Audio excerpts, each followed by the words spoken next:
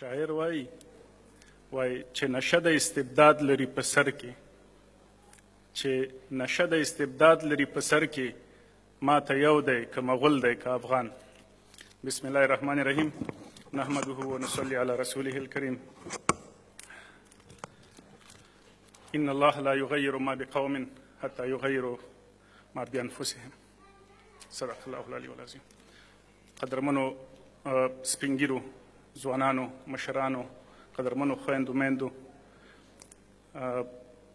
د افغانستان څخه د ما سره ګډ پلاوي د اروپا د ګڼو هیوادونو راغلي استازو، السلام علیکم ورحمت الله وبرکاتو. پښتون په شمیر باندې لا چا کم نه ده. د اسیا په وچه کې د پښتون شمیر تر ډیرو نورو قومونو ډیر زیات. پښتون په زور باندې د نړۍ او دارنګه د اسیا د لویې وچې تاریخونه بدل کړي. د پښتون غټه ستونزه هغه همدغه ده، مخکې مشرانو ورته اشارې درلودلې، د بېسوادۍ، بېتعلیمۍ او بیا هم د بې اتفاقۍ. له بده مرغه دا ستونزې نوې نه دي. خوشحال بابا 400 کاله د مخه وایي اتفاق په پښتانه کې پیدا نشه، کنه ما به د مغول ګریوان پاره کړ. موږ له بده مرغه یو ځل بیا د یو مغول سره، هغه مغول چې د پښتون په کور کې پیدا شوی دی، هغه سره په مقابله کې یو. هغه مغول چې د پنجاب په توره باندې، د پنجاب په اشاره باندې، هغه مغول چې د اسیا د وچې د لږکیو په اشاره باندې پښتون هم لر وژني او هم بر وژني. هغه مغول ما بیرته په خپل ورور باندې وژني. زه چې کله د دې ورور په وړاندې د سولې غږ کوم، زه چې کله د دې ورور په وړاندې د امن، مینې او محبت غږ کوم، په ما باندې د ترهګر ټاپه وهل کیږي. حال داسې ترهګر د همدې آلمان د همبورګ، د همدې آلمان د فرانکفورت له هوایي ډګرونو څخه لاړ، په امریکا کې میشت شو، عرب و او الوتکې والوځولې، امریکا یې ونړوله او امریکا یې وننګوله. مګر هم جګړه راغله د پښتون په کور باندې، په پکتیا کې، پکتیکا کې، په قندار کې، په زابل کې، په کونړ کې، په ننګرهار کې تم شوه. او بیرته د همدې جګړې لپاره د جګړې ټټو پښتون وټاکه، وسله یې بیرته پښتون ته ورکړه او پښتون ته یې ورته ویلي وای اوس د ترهګرۍ نړیواله جګړه د ما لپاره وکړه. د ترهګرۍ تر ټولو ستر قومندان هغه د پنجاب په کور کې پیدا کړ.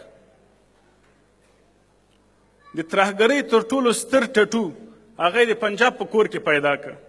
مګر هم بمبار د 52 تیارو او د بې پیلوټو الوتکو هغه په وزیرستان او په کونړ او په پکتیا او په پکتیکا او په قندهار باندې کو. دا ولې؟ ځکه چې پښتون نن د خپل زور څخه ناخبره ده، پښتون نن د خپل حق څخه ناخبره ده، پښتون نن له ځانه ناخبره ده. وایي پښتون بې قدره، مغول بې ننګه، توبه له تورې، توبه له جنګه. خوشحال بابا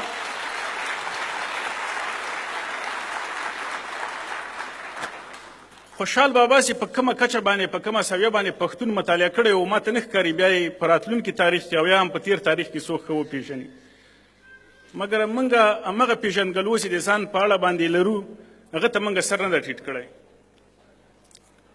موږ تر ننه پورې د بې اتفاقۍ د له منځه وړلو لپاره کار ونه کړ، د خپلې پوهاوۍ د کچې لپاره، د لوړولو لپاره هم کار ونه کړ، د جګړې څخه د خلاصون لپاره موږ خپله کار ونه کړ. مګر هم موږ څه وکړه؟ د کمونستانو څخه راوتښتېدو آلمان ته، د مجاهدینو څخه راوتښتېدو آلمان ته، د طالب څخه راوتښتېدو آلمان ته. نن له هغه ټکنوکرات څخه چې دلته لوی شوی و بیرته راغی کابل ته، نن د غره څخه راتښتو. موږ هم د 19مې او د 20مې پېړۍ تر ټولو نه ستر زبرځواکونو په منډو کړو، ویې تښتولو، ویې زغلولو، او نن یو ځلې بیا د 21مې پېړۍ تر ټولو ستر زبرځواک موږ زغلی او تښتوي. مګر هم جګړه، مګر هم د جګړې وسایل، مګر هم د جګړې او د هغه د طاقتونو د بیلانس، هغه ټول آلات او وسایل هغه په ما باندې ازمایي. زه ورته غلی چوپه خوله ناست یم، څه چې دی راته وایي، څه چې بادار راته وایي، هغه زه کوم. تر کله پورې؟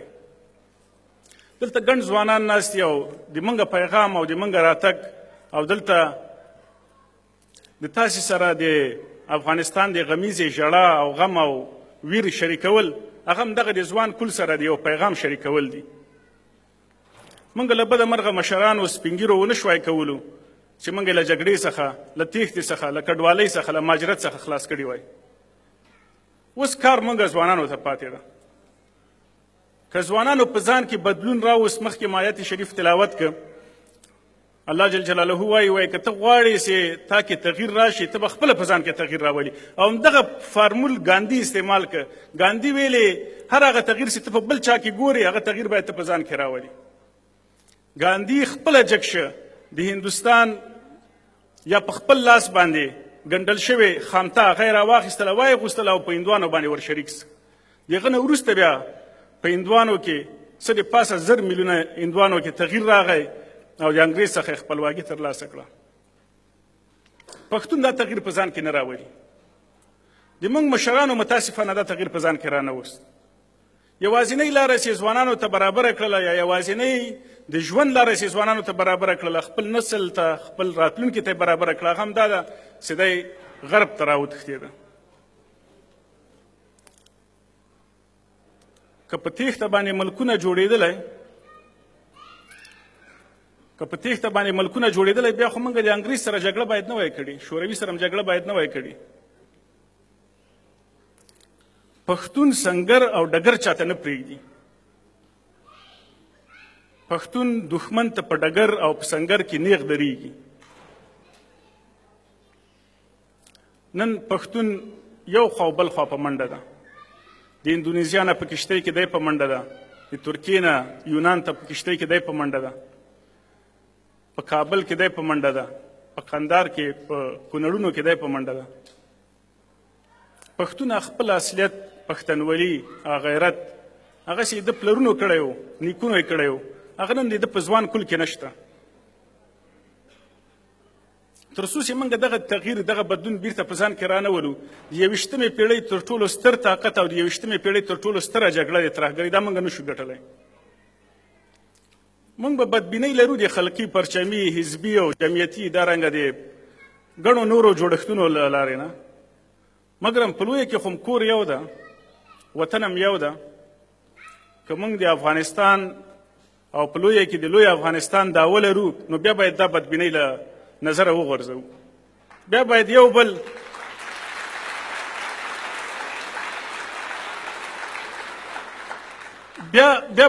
په دې ملامت نه کړو چې ته خلقی وې، زه پرچمی وم، ته حزبی وې، زه جمعیتی وم. بیا باید په لویه کې مغه د لوی افغانستان ارمان او په لویه کې د لوی افغان د ژوند بساینې، سوکالۍ او پرمختګ ته کار وکړو.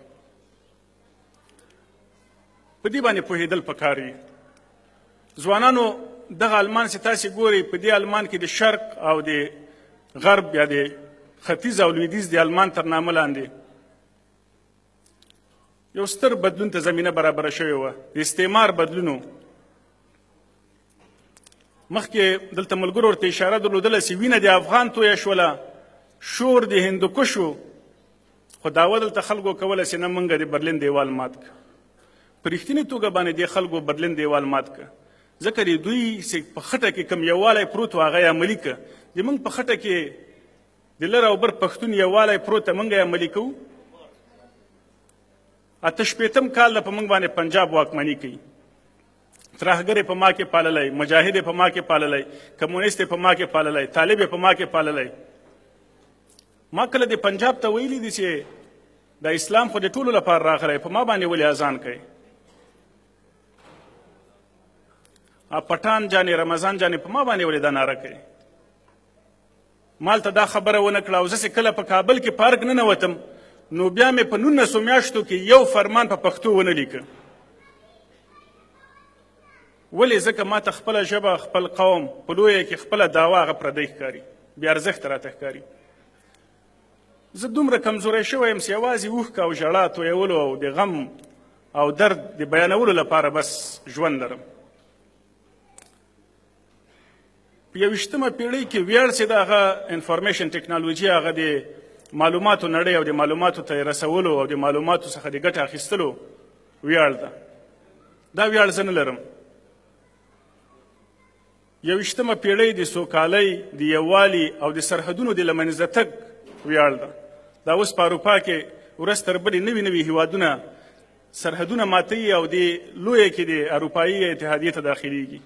مګر هم زه اوس هم د خوشحال بابا په مغه پښتون سره چې په بې اتفاقۍ باندې او تیږه کږۍ ایښودل شوې ده، تر اوسه پورې زور سره لاس او ګریوان یم. د دې سترې غمیزې له منځه وړل دا خو سمه ده چې په پوهه باندې کېږي، په علم باندې کېږي. مګر هم علم ته خو زه یو نسل 2 نسله ضرورت لرم. زه به 2 نسله نور هم 20 کاله به زه نور انتظار باسم چې دا ځوانان له پانتونونو نه فارغ شي. د هغه نه وروسته به بیا زه اتحاد او اتفاق کوم، لوی افغانستان به رامنځته کوم، جګړې به ختموم. د ظاهرشاه په وخت کې، د ظاهرشاه نه مخکې د امیر امان الله خان په وخت کې هلته موږ هم دومره سواد درلوده لکه دا اوس ورته ضرورت لرو. دومره پیسې چې اوس په کابل کې دي، دومره میلیونران چې اوس په کابل کې دي، په المان کې نشته. او دا د افغانستان په تاریخ کې دومره پیسې نه وي. د وزیر اکبر خان ځمکه چې په 2014 کې څومره قیمته ده، دا د امان الله خان په وخت کې هم دومره قیمته نه وه، د داود خان په وخت کې هم دومره قیمته نه وه. پیسې راغلي، وسلې راغلي، بې پیلوټ الوتکې دا اوس افغان حکومت لري، مګر هم سوله رانغله. د پښتون ویر غم او درد هغه کم نه شو. پښتون د کډوالۍ څخه راونه ګرځېد.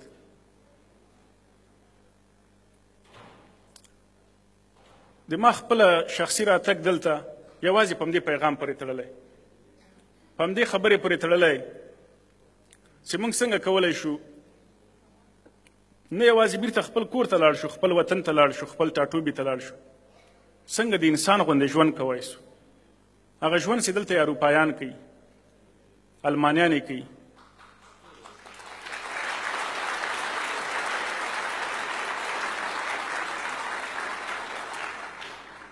هغه ژوند چې د انسان حق ده، هغه ژوند چې موږ ته د پیغمبر علیه السلام د هغه د رسالت تر ټولو ستر پیغام ده چې ته باید بې توپیره ژوند وکړې، ته باید د تور او سپین په نامه باندې ژوند ونه کړې. د عرب او عجم ترمنځ د تفاوت ژوند نشته. زه ولې داسې ژوند نشم کولی؟ چا یې ما مخه نیولې؟ څوک دي چې ما ژوند ته نه پرېږدي؟ غټ عالمي هم دغه ده، غټه پوښتنه هم دا ده. فلسفه چې ده هغه د پوښتنو د سوالونو راپورته کولو علم ده. مونږ کله له خپل ځان نه سوال کړی چې زه ولې له خپل وطنه تښتم؟ چا مجبور کړم؟ دا اوس دا جګړه روانه ده، دا چا لپاره ده؟ تر څو چې مونږ دا پوښتنې خپله په خپل ځان کې، په خپل وجود کې دا حل نه کړو، نړۍ نه حلوي. ځکه د نړۍ لپاره جګړه اقتصاد ده. نړۍ هره ورځ نوې وسلې جوړوي، دا باید چیرته امتحان کړي. تاسې به د نړۍ تاریخ چې وګورئ، هیڅ پیړۍ او هیڅ لسیزه د نړۍ ونه ګورئ چې هغه کې جګړې نه وي شوي.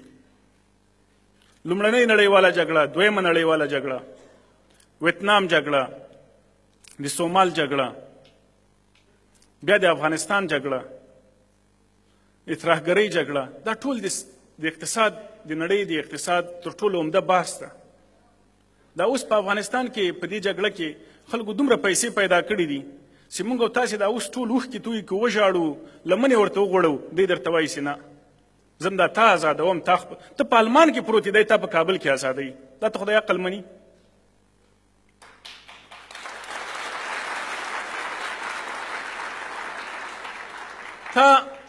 تا د یونان او د پسیفیک اوشن اوبه او مایان دی خوري، خدای تا په کابل کې ازادوي.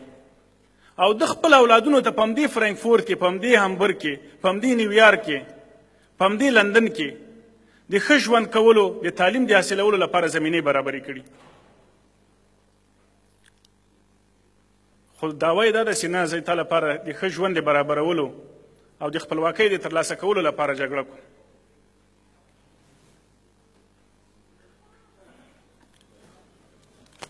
دغه پوښتنه راولاړول پکار دي، او دا پوښتنه بیداره ولسونه، ویښ ولسونه دا پوښتنه راولاړولی شي. دا د ملتونو د جوړولو باسې کله مطرح کېږي، دا په 2 ډوله ده. یو داسې ولسونه راجګېږي ځان ته دولت رامنځته کوي او ځینې وخت دولتونه په زوره یو سړی را پیدا کېږي یو شریف انسان په خلکو کې پیدا کېږي دنده ترسره کوي ممکن متاسفانه هغه شریف سړی پیدا نشي چا ته سم رایه ورکړه چا پسې سم منډه وواله چا نه سم راهبر جوړ که څوک سم د جهاد قاید که هغه تر ټولو ستر غل وخوت هغه تر ټولو ستر غدار وخوت هغه ما ته راته ویلې ګم شو هغه ما ته راته ویلې چپ شو بیشي قرار د جایت په پښتو یې نه راته ویلې د دې لپاره چې د بادار بیا خوشحاله شي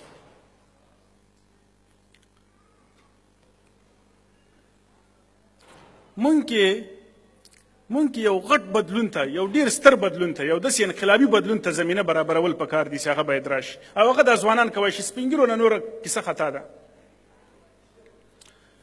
د سپین ږیرو همدغه تجربه او همدغه درس او همدغه عبرت د موږ لپاره بس ده چې دوی هم د کمونیست په نامه هم د مجاهد په نامه هم د طالب په نامه هم د ټکنوکرات په نامه باندې موږ ولوټلو موږ یې خرڅ کړو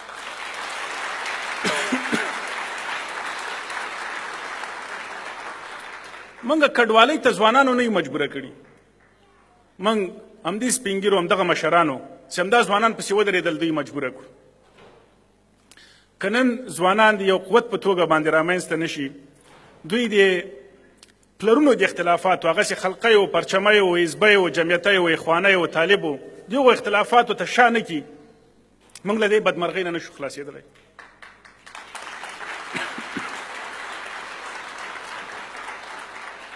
او په ځوانانو کې دا وړتیا شته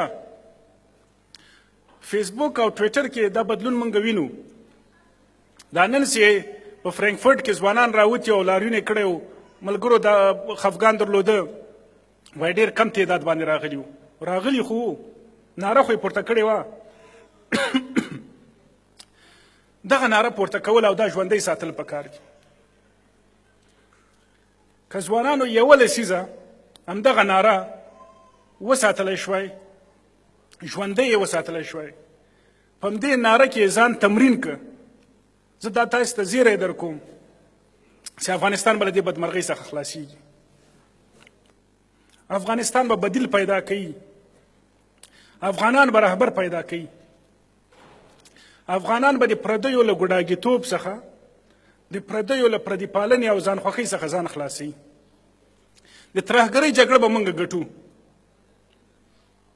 په هغه صورت کې چې ځوان کول او ځوان شعور هغه حاکم شي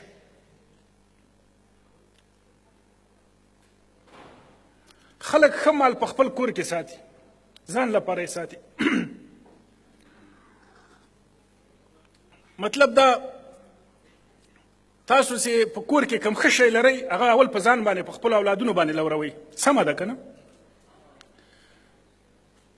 مګرم یو مملکت تر خپل تر ټولو تکړه سړی د یو مملکت خپل تر ټولو تکړه مفکر تکړه اقتصاد پوه تکړه جنرال هوښیار استاذ هغه بل ملک ته څوک ورکوي دا عقلمني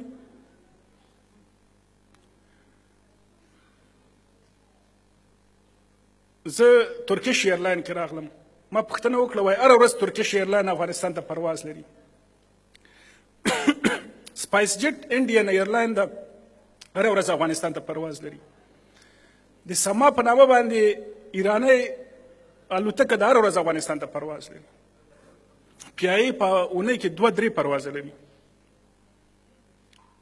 په دې کې افغانان نه ځي په دې کې د همدې ملک خلک ځي د ما د ملک قدر هغسې سپوږمۍ ته په هغه وخت کې ختلی و چې پنجاب وجود نه درلوده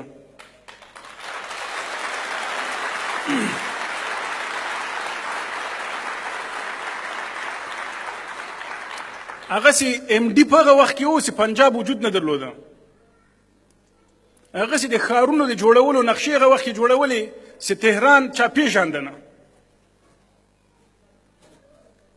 هغسې هندوانو به ماشومانو ته ویلې چې پټان راغی ماشومان به یې پې باندې غلي کول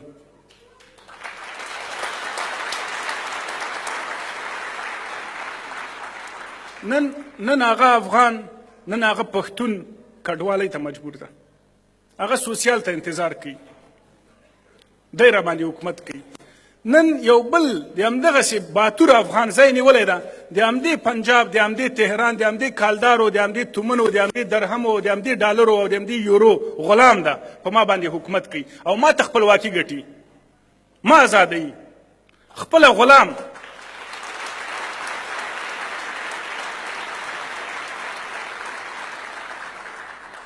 خپله غلام خو ما ته وایي زه تا ازادوم دا عقل مني دا عقل مني یو سړی خپله له کوره نشي وتلی تاسو ته موږ هغه د افغانستان اوسنی وضعیت به درته لږ تشریح کړو دلته په فرانکفورټ کې به هم والي په همبرګ کې به هم والي دا کومو ځایونه چې تاسې راغلي هلته به ښاروالان هم په افغانستان کې والي هغه ډېر مشهور والي ده ډېر غټ والي ده چې د کور نه یې ډېرې زیاتې تیږې راتاوي ډېر زیاتې تیږو دیوالونه راتاوي او ډېر زیات زرې یا هغه زرې موټر ورسره وي ډېر باډي ګاټان ورسره وي هغه تر ټولو غټ والي ده او هغه تر ټولو غټ دعویدار ده د افغانستان د ملي ګټو د ساتنې د افغانانو د خوندیتوب دعوا هغه کس کوي چې ځان نشي ساتلی ځان په باډي ګاټانو ساتي ځان په تیږو او سیمټو باندې ساتي په بې پیلوټه الوتکو باندې ځان ساتي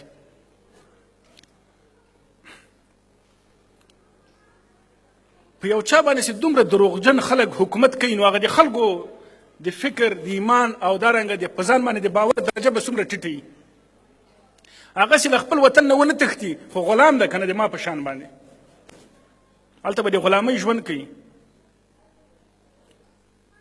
دا خبره چې دلته موږ کوو داسې کله موږ په کابل کې وکړو بیا په کابل کې د موږ ټلیفون کنټرول کېږي د حکومت لخوا وایي دا والا طالبانو سره لاره لري معنا څه ده څوک چې د خپلواکۍ ازادۍ د افغانستان د ملي ګټو د پښتنولۍ دعوه ولري هغه طالب ده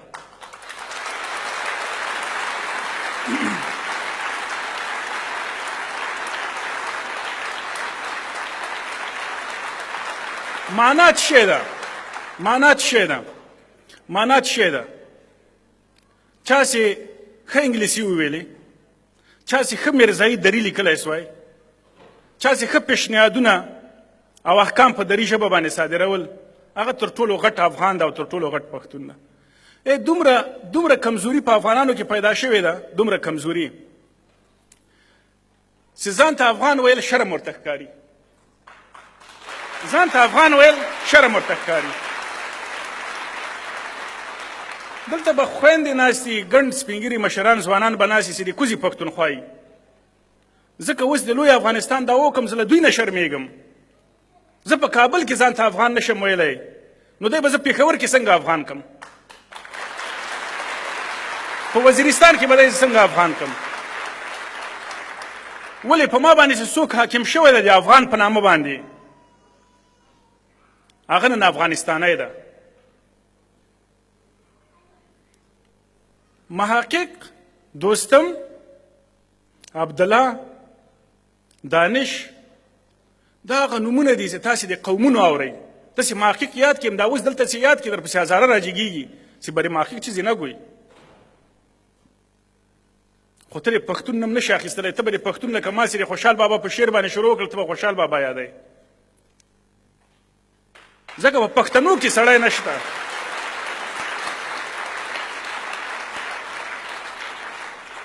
پښتون که پښتنولي خبره وکړله د لر او بر پښتنولۍ خبره یې وکړه دی ترهګر ده وایي دا د پنجاب جاسوس ده د نوم کلمې ته پام ده د پنجاب جاسوس ده نو پنجاب لوی افغانستان غواړي موږ یې دومره بې عقل کړي یو دومره یې د موږ ماغزه را پرېمینځلي پنجاب د پښتون د حق لپاره جګړه روانه کړې ده څومره پښتانه چې په وزیرستانونو کې په سوات کې شهیدان شو ووژل سو میرامشاه په 96 کې ما کتلې وه مخکې ورځو کې چا تصویر راته رالیږلی و اواره شوې ده دلته به ملګرو ډېرو ملګرو به لیدلي د میرلي بازار اوس نشته دښته ده میرلي کې اوس بازار نشته په واڼه کې په اعظم موسسه کې اوس انسانان نه اوسي هلته چاونۍ دي تېره ورځ په تورخم کې 2 ورځې 2 شپې دروازه بنده کړې وه د موږ میندې خویندې هغلته روغتونونو ته تلې په تکلیف وې وفات شو او یا ځینې په ډېر تکلیف او زحمت باندې بیرته وګرځېدلې. په ما باندې دایره دومره تنګه کړې ده چې زه اوس مجبوره یم د سره د کونړ سیند ومنم چې دا د موږ تاسو ترمنځ باید سرحد شي، ځکه زه ژوند نشم کولی. ځکه په کابل کې د پښتو یادول، د پښتون یادول، هغه د پنجاب د دسیسې د عملي کولو په معنا ده چې پښتو دې وویلې یا طالب او یا ترهګر یې.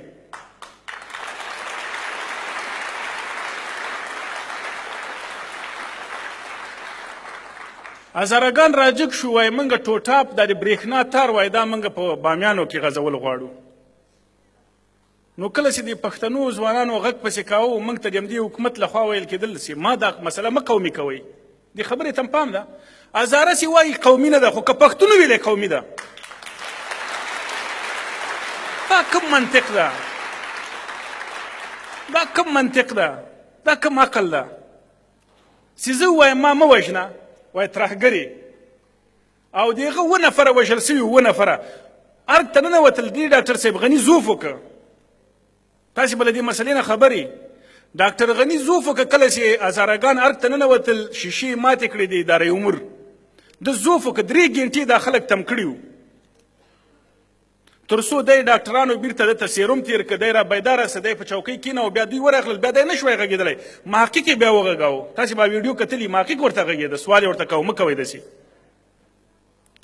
پښتون نن په خپل کور کې دومره کمزوری شوی. هغه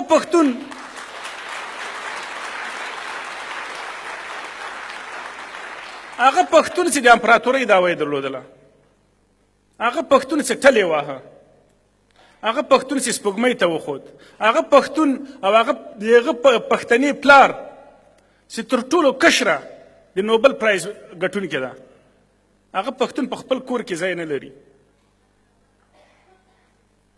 هغه پښتون چې نن د لر و بر ناره وهي ترهګر ده. هغه پښتون چې پښتنولي پالي ترهګر ده. هغه پښتون چې په دین باندې درېږي طالب ده. دا ولې؟ ځکه چې په پښتنو کې اتفاق نشته. تاسو دا اوس هم دلته چې ناست یاستئ نشئ کولی په یو غږ ووایئ چې موږ سوله غواړو. ځکه که دا په یو غږ باندې مو ویلې چې سوله غواړو، حتی د همدې حکومت د همدې جرمنیانو لخوا نه به د افغان حکومت لخوا په تاسې باندې فشار راوړل کېږي. دا ټول طالبان شوي دي. دا ټول طالبان شوي دي. دا ټول ترهګر دي. دا ټول ترهګر دي. دا ټول طالبان شوي دي. په پکتیکا کې بمبار وشه، 22 کسه پکې شهیدان سو. په کندوز کې بمبار وشه، روغتون یې وویشته. په لوګر کې د ملي اردو عسکر شهیدان کړه. هیچا غږ ونه کړ چې زه جګړه غواړم. هیچا یې پوښتنه ونه کړه. د ارګ مخامخ چاودنه وشوه، ډم ټرک راغی. په کابل کې زه او درنګه تاسو، یو چاقو نه ده، یو چاقو. زه درته په شرط وایم، یو چاقو ته په ټول ګاډي کې نشي ګرځولی، پولیس دې نیسي. ټول کابل کامرې ده. په فرانکفورټ کې به دومره کامرې نه لګېدلې کابل ښار کې. خو یو غټ ټرک له بمونو له باروتو نه ډک د ارګ مخامخ په 100 مترۍ د ډاکټر صاحب غني او ډاکټر صاحب عبدالله کې او د وزارت دفاع کې دا راغی. ټوله شپه یې ښه ښکلې ساه وکړه، برګر مرګر یې وخوړ، ډوډۍ یې برابره کړه، سار پې ور واوښته. اول ته یې 100 کسه ووژل. په هغه کې پښتون نه و، متاسفانه هېڅ پښتون په هغه 130 نفرو کې یو پښتون هم نه و. سار ولسمشر راغی، میز یې وډباوه. سار ډاکټر غني راغی، میز یې وډباوه. وایي نور زه سوله نه غواړم، جګړه غواړم. ولې؟ پښتون نه ووژل سوی دی، جګړه غواړي. پښتون خو په لوګر کې شهید سوی و، پښتون خو پکتیکا کې وژل سوی و، پښتون خو په قندوز کې شهید سوی و، په روغتون کې ویشتی و. هلته د جګړې غږ نه کاوه. د پښتون وینه، د پښتون پت، د پښتون عزت، د پښتون نوم دومره راټیټ شوی. ما ته ستوري صاحب ټلیفون را کړی و، بیا ورپسې ګردیوال صاحب سره وغږېدم. وادي لرو بر د پښتنو د یووالي باس ده په المان کې. نو ما بېګا دوی ته ویلې چې زه دلته راغلی یم چې پښتنو سره وغږېږم. په افغانستان کې خو ما پښتون نه دی لیدلی.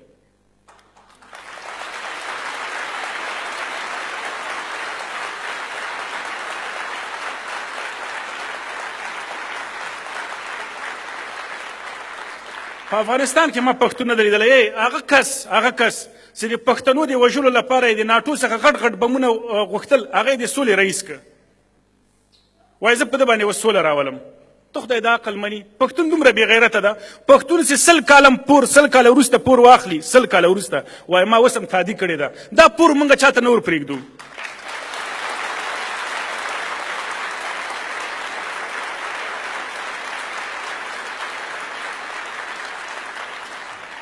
د سولې شورا یې جوړه کړله محقق پکې د سولې شورا مسؤل خلیلي پکې مسؤل قانوني پکې مسؤل فاروق وردګ د ښوونځیو چې دا دوی پسې ډنډوره کړه دوی ورته ویلې وای دا موجود نه و دا ښوونځي استادان موجود نه و ګوست ټیچرس یې ورته ویلې وای د ښوونځي جوړ کړي دي سیګار راپورې پسې راوباس همدې پښتون ولسمشر او همدې پښتنو چې په دا اوس په حکومت کې دي دا سړی دومره بیا وکړه چې دا یې نور دې ته مجبوره کړه چې ترکیې ته لاړ شي د زړه عملیات وکړي خو بسم الله خان د سرې څخه د پچو څخه په میلیونونو افغانۍ پټې کړلې اوس هم هغه بسم الله خان ستر جنرال ده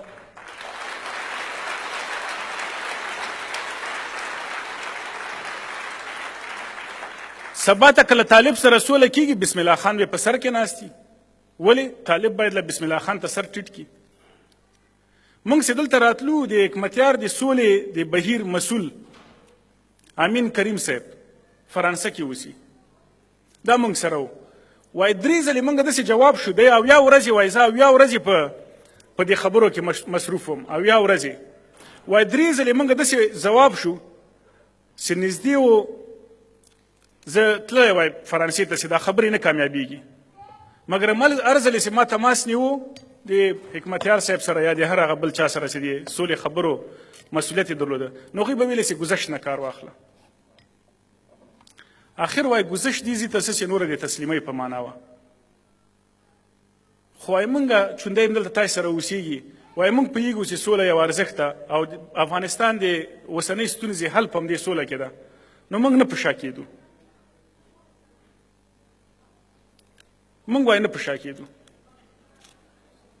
دا نن چې وایي زه ځم په دې ویره باندې ځمه چې داسې نه وي زه بیرته لاړ شم او دغه معامله چې زه د تسلیمۍ په معنا ده په دې معامله باندې هم دوی پښې کېږدي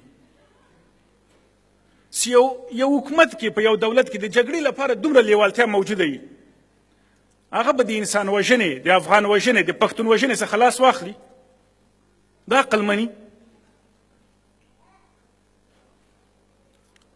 په آلمان کې به دومره میلیاردران نه وي لکه په کابل کې چې دي او دا میلیاردران ټول د حکومت چارواکي دي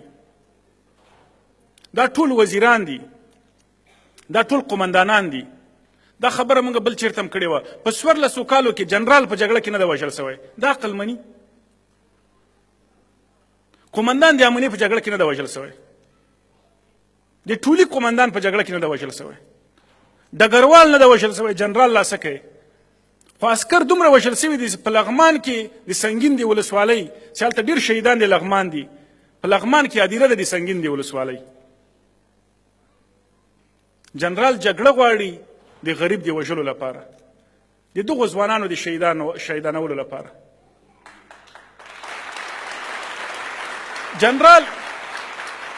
جنرال جګړه د تکتیک لپاره نه غواړي جنرال جګړه د دې لپاره نه غواړي چې دی پکې خپله جنرالي وازموي چې ما څومره څه زده کړي دي نه د افغانانو د وژلو لپاره او د چور لپاره د چپاول لپاره ځکه چې تر څو جګړه وي تر هغو به 15.1 میلیارډ ډالر کومک کیږي تاسې نه زه خواست لرم چې په خپلو هیوادونو کې د همدې حکومتونو د پارلمانونو مخې ته لاریونونه وکئ تحسن وکئ خیمه ووهئ کینئ وژاړئ لمن ورته وغوړوئ موږ هم درسره راشو چې مه ورکوئ د حکومت ته مرسته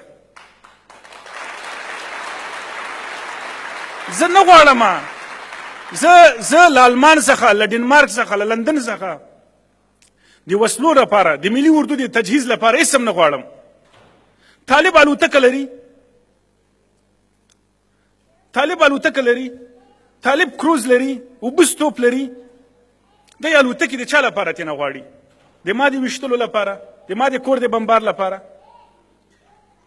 که د ترهګرۍ د نړیوالې جګړې لپاره یې غواړي، خو ترهګرۍ نړیوالې جګړه ځاله خو په سیالکوټ کې ده، په لاهور کې ده، په پنجاب کې ده، په تهران کې ده.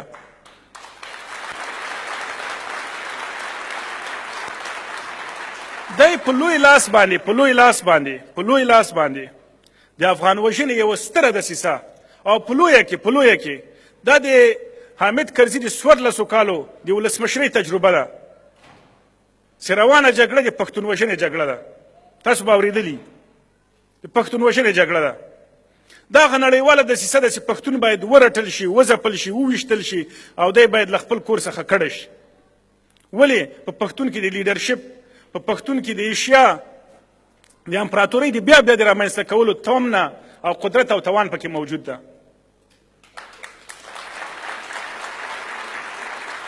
پښتون په پنجاب کې جانشیر خان ده، پښتون په پنجاب کې قدیر خان ده، پښتون په پنجاب کې یونس خان ده، پښتون په ډیلی کې شاهرخ خان ده، پښتون په ډیلی کې سلمان خان ده، پښتون په بنگلاديش کې یونس خان ده.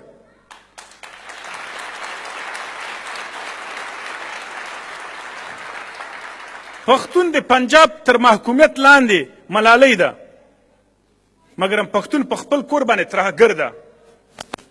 پښتون په خپل کور باندې په پولیس شرخي بندیخانه کې بندي ده. پښتون په خپل کور باندې په باګرام کې بندي ده. پښتون په خپل کور باندې په ګوانتانامو کې بندي ده. څوک یې پوښتنه نه کوي. په دې لنډه فرانسه کې 2 نفره وو که 20 نفره 10 نفره یې ووژل. 40 ملکونو ولسمشران راغله لاس په لاس باندې او دغه افغانان هم پکې وو. د فرانسې ګڼ افغانان هم پکې وو ځکه بیرغ یې هلته په هغه منار کې پورته کړی و.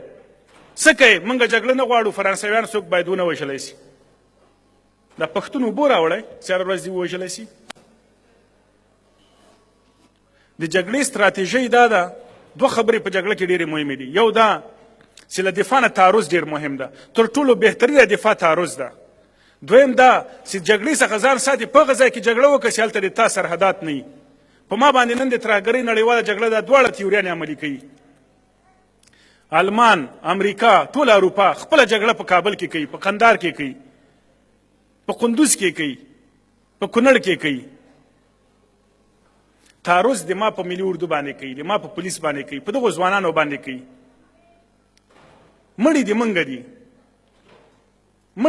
دي خو د جګړې ګټیالان، د جګړې جګړه ماران، د جګړې جنرالان هغه بیا د دوی غلامان دي.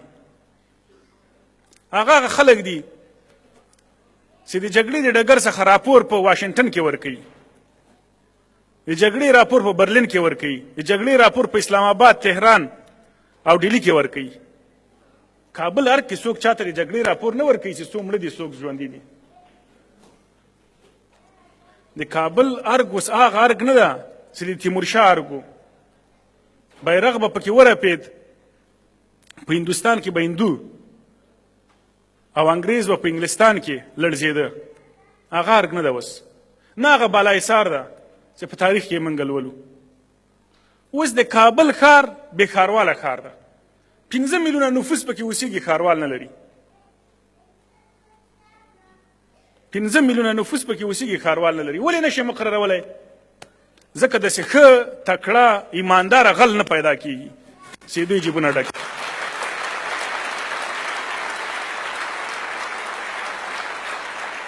داسې ایمانداره غل چې د تاسې په منځ کې اوسېدلی، سوسیال ته درېدلی، خو اوس د تاسې ټول ښار اخلي او تاسې حیرانه پاتې دا روپۍ مله کمه کړې. هغه درته وایي زه خو تاسې کې هوښیار وم.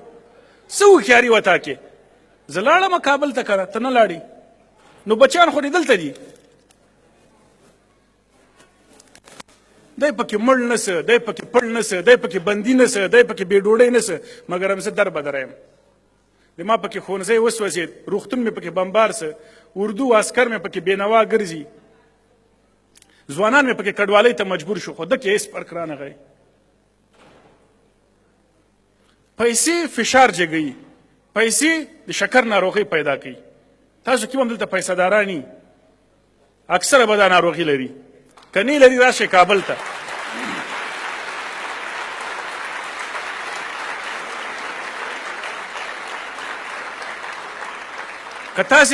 که تاسې کې د شکر او د فشار ناروغان نه راسي د موږ کابینه وګورئ ټول په همدې مرض اخته دي باور وکړئ د موږ وزیر د دفاع 2 کاله ګوډو دا منئ 2 کاله دی ګوډو د موږ د ملي امنیت رئیس 2 کاله ګوډ د موږ د شورای امنیت رئیس وسم ګوډ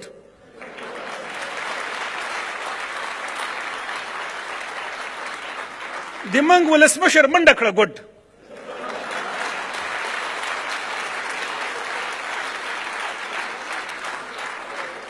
د معیوبه ملت د ګوډ ملت د ګونګ ملت د کونډ ملت د ناکاره ملت به مشران همداسې ګوډاني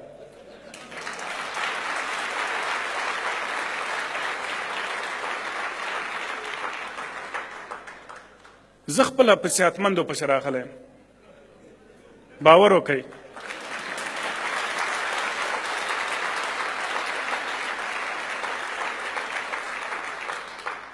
د مونږ مشران هغلته په پچه ختلي کشمیر ګوري باور وکړئ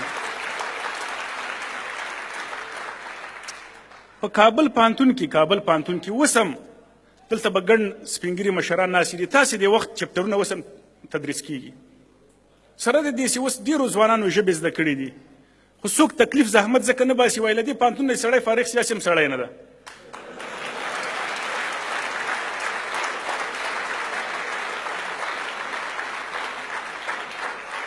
ما ته محصلین راځي خدای په امان استاد اولاد قاچاقبر سره مې خبره کړې ده زه معلومان ته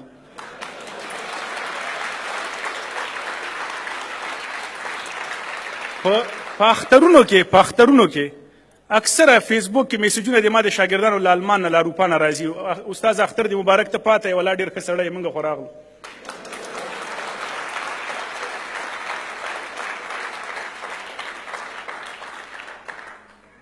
موږ کې غیرت نشته مغه د یوسفزي صاحب خبره تاسې کې پښتو چېرته ایمان چېرته ده تاسو احتجاج وکړه نه هېڅوک احتجاج نه کوي ولې احتجاج نه کوي ترهګر درته ویل کېږي پښتو مه وایه مغه ملنګ جان ته چې ویلې په غوږ کې جانان مه یادوه تاسو باور وکړئ اوس هم دا خبره ده مونږ کانکور لپاره لاریون کاو د ډایکونډي نه پیږم د یوې لیسې نه 330 نفره کامیاب شوي وو 330 په جګو نمرو په 303 باندې طب ته کامیاب شوي وو د یوې لیسې نه نو مونږ لاریون وکړه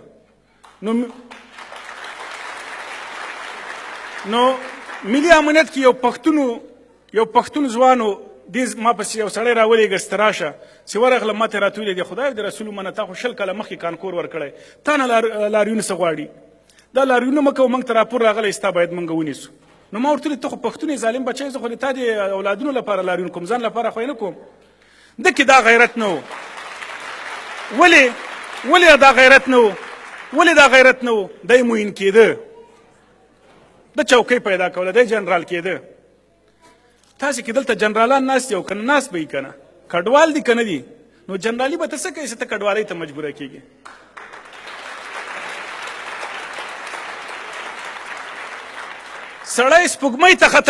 سړی سپوږمۍ ته ختلی اوس په خپله ځمکه باندې ځای نه لري نو ته چې جنرال یې تا نه به څه جوړ شي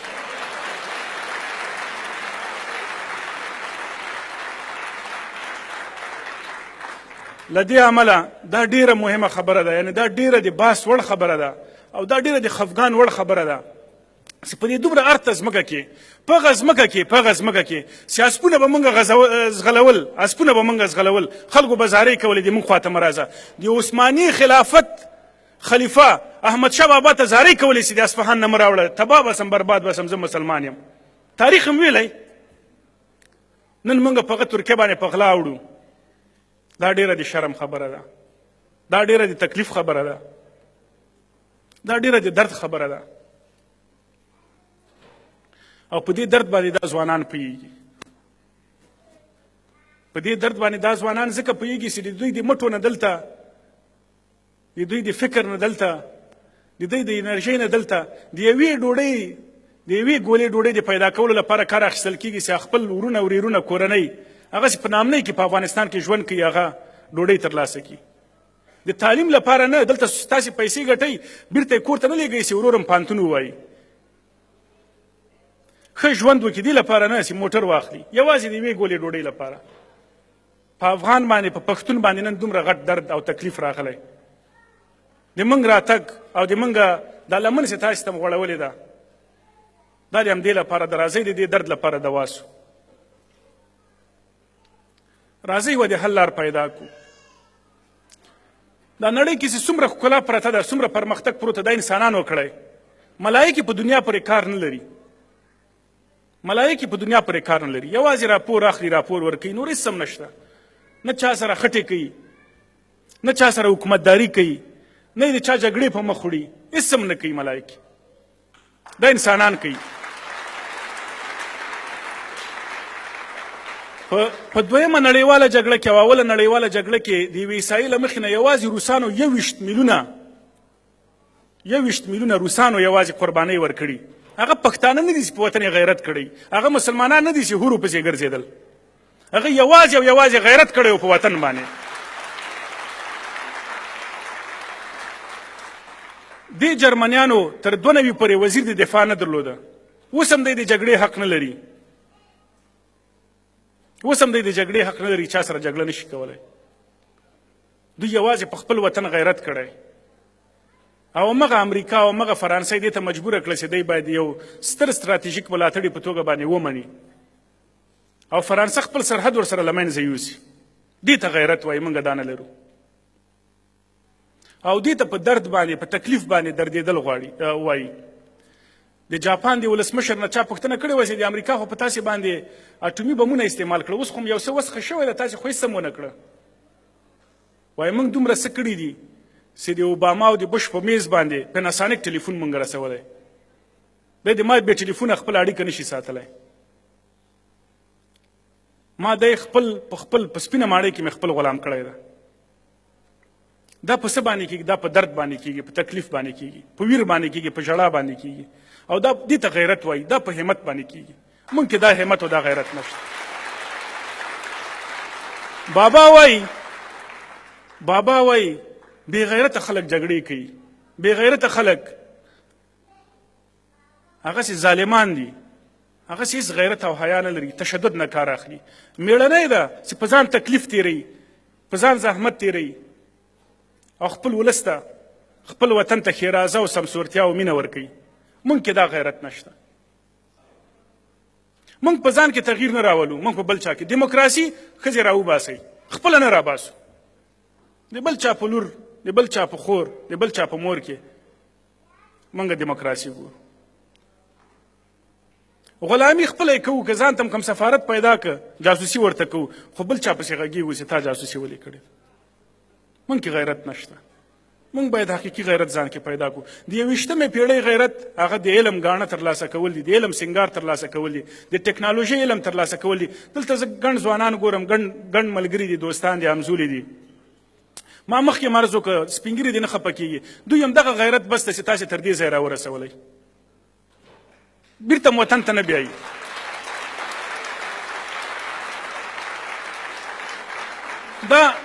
دا اوس د ځوانانو غیرت ته چې دوی بیرته وطن ته سرې سترګې لاړ شي او وطن آباد کړي. پاکستانیان، بنګلادیشان، هندوان، دا ټول دلته راغلي، دلته یې کالونۍ دي تاسې به لیدلي، ترکان. مګر هغوی د خپل وطن سره ډېره زیاته مینه پالي. د خپل وطن په ارامۍ، سوکالۍ، پرمختګ، بسیاینه، انسان وژنې په خلاف په حرکتونو کې ډېره کلکه ونډه اخلي. ریمیټنس اکانومي یا هغه د بیرته راګرځېدا اکانومي چې دا یو ډېر غټ باس، اقتصادي باس ته ملګري به پرې باندې پوهېږي. دا تاسو پوره کوئ په افغانستان کې. د تاسې هره روپۍ، د تاسې هره خوله، د تاسې هر تکلیف، د تاسې هره ګینټه چې د شپې تاسې په بیدارۍ باندې په کار کې تېروئ، دا د افغانستان په آبادۍ کې برخه اخلي. خو هغه صورت کې چې تاسې پام وکئ چې دا څنګه، دا زه چاته ورکوم، دا کونسلر غل چې دلته ناسته، دا سفیر غل چې دلته ناسته،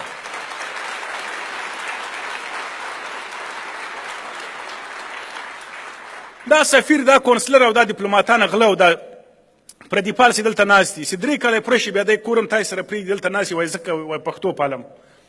د دې خلکو غم خوړل پکار دی او دا تاسې دا غم خوړلی شئ چې پسې راجګ شئ چې تا ته چا ویلي دي چې ته فرمه په المانۍ ژبه باندې کوه، په ایرانۍ فارسي باندې کوه پښتو مه وایه ولې دا د ترهګر ژبه ده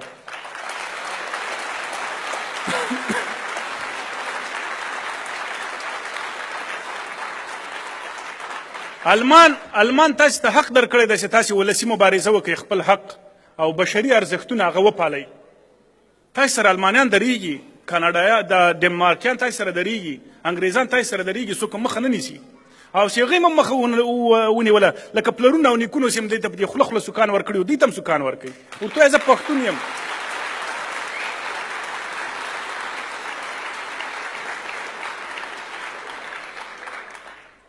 د پښتون غوندې میړنی ولس د پښتون غوندې باتور او د پښتون غوندې ښکلی انسان بیا ما نه ده لیدلی او نه پیدا کېږي خو دا میړانه او دا ښکلا باید پیله باندې ترلاسه شي او زیاته شي په عدم تشدد یا نه تاوتریخوالي باندې د بابا په لاره باندې مونږ کې ستونزه دا ده چې بس خبره نه کوو لاس هم ډېر خوځېږي دغه لاس کنټرولول پکار دي په فیسبوک کې په ټویټر کې تر ټولو بد اخلاق او پوچه ژبه هغه پښتانه ځوانان استعمالوي دغه ژبه لږ کنټرولول دا په ګوتو باندې لیکل کوي دا لږ کنټرولول پکار دي هلته یې بلاک بټنه ورکړې که نه خبره چې د چا ښه ونه یې د بلاک یې که نو ته کنځلې ولې ورته کوې ظالمه دومره عقل خو باید سړی ترلاسه کړي دغه کیسه پکار ده دغه سوچ پکار ده دا سوچ را ژوندی او دا ځوانان کوی چې سپین ږیرو نور کار کیسه خرابه ده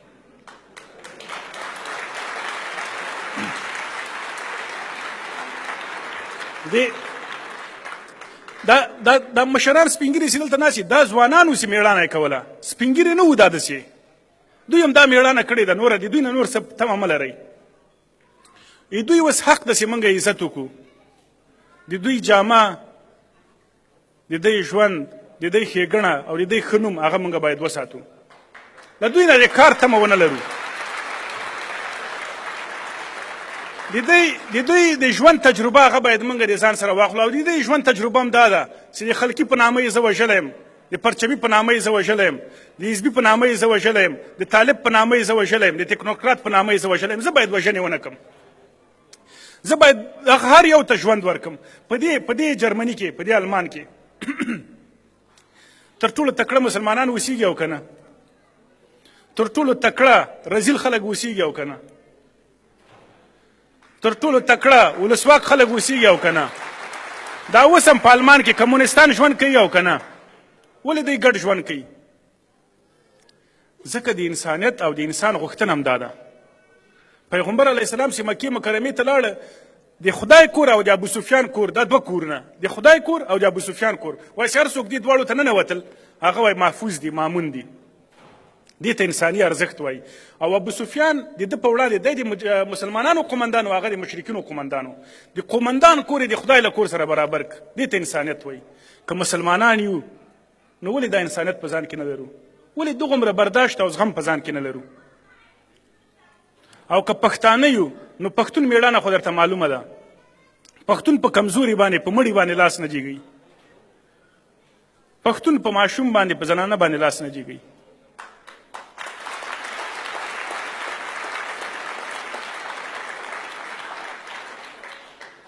ملګرو زه ته ډېرې خبرې وکړې او زه باور وکړه زه خو تلویزیونونو کې هم غږېږم بس دا خبرو کې مخته شوی یم پوهنتون کې هم غږېږم او تاسې نه مې ظلم نه کېږي ځکه ته ډېر ځوانان ناست دي او دا سپین ږیري مشران چې راته ناست دي لکه ما پلار او د ما نیکه چې راته ناست یم داسې احترام ورته لرم دې ځوانانو کې ډېر کار ده په پکتیکا کې په کونړ کې په ننګرهار خوږیاڼو کې د کندهار په سپین بولدک کې چې کوم ځوان ده هغه تا نه د ژوند د ښېګڼې د ښېرازي تمه لري ته باید هغه دا تمه ورپوره کړې پلرونو پوره نه کړه موږ او تاسې باید ورپوره کړو ځکه هغه دغه سواد نه لري دا دنیا چې تاسې لیدلې هغوی نه ده لیدلې دلته تاسې په ملا امام پسې جمعې په ورځ باندې لمونځ کوي امام دلته ډېر وخت تېر کړی ده هغه رفع الیدین کوي هغه تکبیر په جهر باندې وایي هغه خولۍ نه وي په سر ږیره نه وي په کلي کې دا برداشت نشته په افغانستان کې چې د غټه ږیره نه وه غټه لونګۍ د په سر نه وه صوفي نو تر اوته مسلمان نه یې باور وکړه مسلمان هغه ده چې غټه لونګۍ مسلمان هغه داسې غټه لونګۍ او غټه ګیره وه.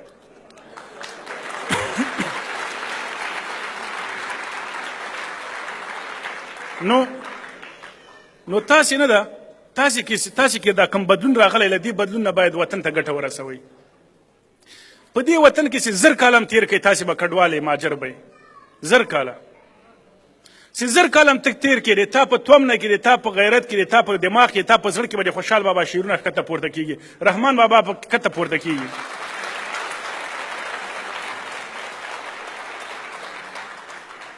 نو ولې په ځان باندې 1000 کاله تکلیف تېروي او بیا راځي دا وزیرانو ته دې نه ده پام. اشرف غني که چېرته امریکا کې مفکر وای په امریکا کې به ولسمشر و که نه لنډه خبره ده. که ولسمشر نه و د کابینې رئیس خو به و که ولسمشر نه وای د واشنګټن ښاروال خو به و که ولسمشر نه وای یو مامور خو به و. دلته بس پنتا مامور و چا وظیفه ورکوله. دا نور زه نه یادوم بیا به ملګري خفه شي خو ګڼ هم دغه سوسیال ته ولاړو. نو 1000 کاله نه ده ځوانانو چې 1000 کاله تېر کړئ دلته 1000 کاله والله بالله ثم تله که څوک د سړي په سترګه درته وګوري هغه قدر چې تا ته پښتون درکوي په کور هغه قدر چې تا ته په خاوره کې د کونړ په خاوره کې د کونړ په اوبو کې کم خوند او کومه مینه چې پرته ده هغه دلته نشته.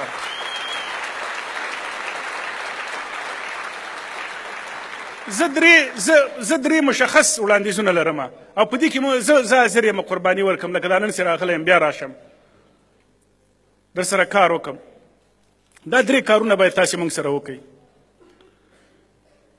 لومړی دا چې په خپلو سیمو کې کیدای شي بیا موږ یو سیمه وټاکو د سیمې نه شروع کړو. په خپلو سیمو کې خصوصي یو ښوونځی او خصوصي یو پوهنتون جوړ کړو. زه پوهېږم تاسې به کمزوري وئ خو د پوهنتونونو او د ښوونځیو لپاره تاسې هلته ډېرې مرستې راټولوی شئ. موږ به در سره منډه وو پروپوزل به موږ درته ولیکو. امریکا چې ده هغه په هر ملک کې چې هلته دی یرغل کوي او هلته دی غواړي چې د اوږد مهال لپاره پاته شي خصوصي پوهنتون رامنځته کوي امریکن یونیورسټي او په هغه کې دی $500-600 د میاشتې فیس اخلي ځکه معیار یې لوړ ډنډوری ورته کړي. موږ او تاسې هم کولی شو دغسې یو شی هلته به رامنځته کړو جرمن یونیورسټي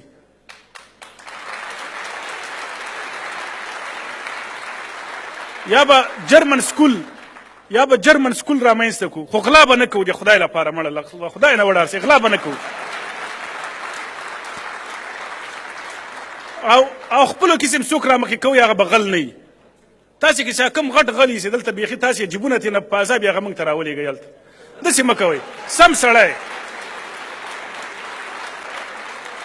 کور یې ماشومان یې دلته قبضه کوي ورته وایي چې هلته ځې تدریس کوي درس ورکوي نو بیرته به ما ته راپور راکوي که نه یې ډنډوره کومه دی.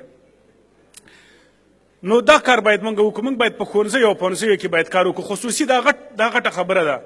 دا نور قومونه ټول دا کار کوي.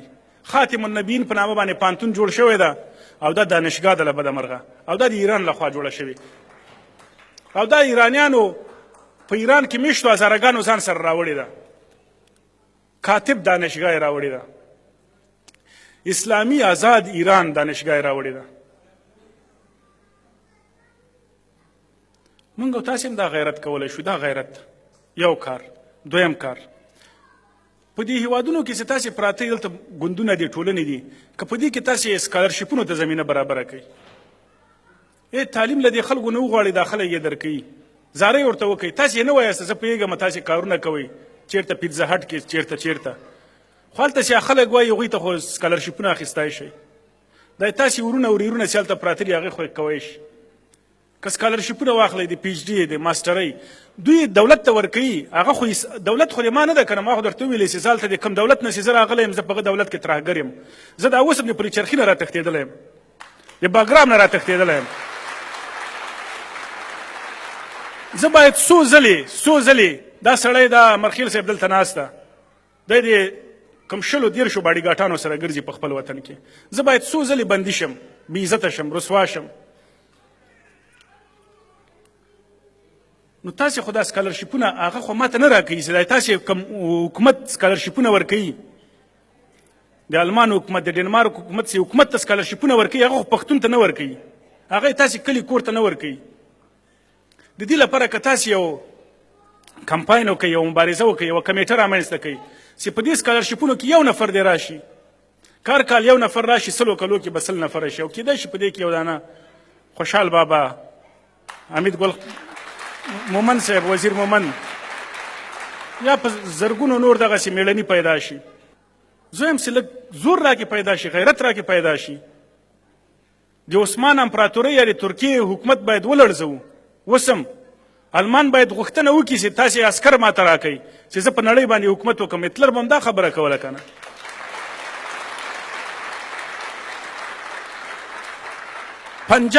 پنجاب کې وسم باید ماشومان د پټان له ډاره خوب وږي خو نه کوي که نه په پنجاب کې پټان اوس چوکیدار ده ده که نه ده ولې نو موږ ته ډېر غټ کار پروت ده خوب وایي هغه ده خوب هغه ده چې تا د شپې آرام ته پرېنږدي خوب ته دې پرېنږدي دا خوب نه ده چې ته د ورځې میدی د شپې میدی موږ باید داسې یو خوب پیدا کړو چې موږ خوب ته پرېنږدي او دا خوب د لرو بر پښتون افغان خوب ده دا باید موږ ترسره کړو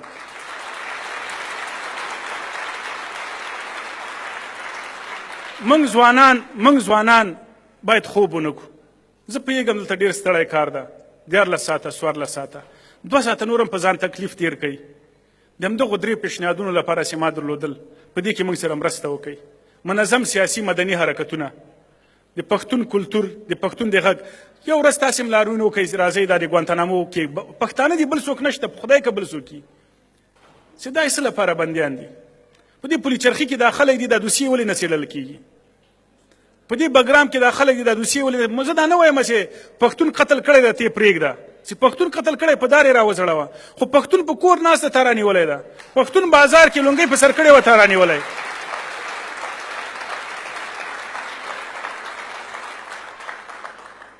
المان کې کونسلګرۍ دي د بهرنیو چارو وزارت نمایندګۍ دي کومه ورځ پښتون ورته راغلی تاسو احتجاج وکړه نه تاسې کې پښتو چرته ایمان چرته دی